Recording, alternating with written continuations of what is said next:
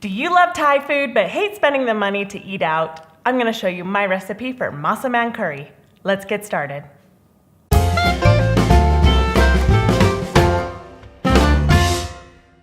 Before we make the curry, we are going to prep out a few ingredients. Start by placing a cutting board on the counter with a wet paper towel underneath to prevent the board from moving. When peeling a lot of potatoes or carrots, put some plastic wrap on the counter. Peel the vegetables and let the peels fall onto the plastic. When done, gather up the plastic and now you have no mess. For this curry, slice off the top of the carrot and slice it on an angle. This is called a diagonal or a bias cut. I like to pre-cook my carrots so I know they get fully cooked. You can cut your carrots to be as thick or as thin as you'd like. Peel and slice up an onion. Keep the slices thin and all the same width so they cook evenly. If you want to learn how to cut up an onion, check out my video. Slice up 1.5 pounds of chicken breast. If you slice the chicken when it's still slightly frozen, it makes it easier to cut. Slice the breast in half and then cut the chicken into thin slices on an angle. If the slices are too big, feel free to cut them in half. Same thing with the potato. I like to pre-cook them. I poke a few holes in the potato to prevent them from exploding and cook them in the microwave. You can also bake or boil them. Once cooked, I peel the skin and dice the potato into large dices.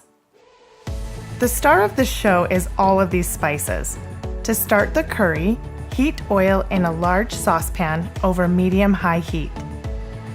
Add red curry paste, cardamom, cumin, coriander, cinnamon, pepper, salt, nutmeg, and cloves.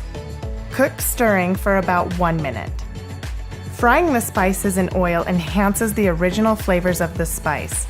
This makes them bolder and more intense. Add the onion and chicken and cook for about 1 minute.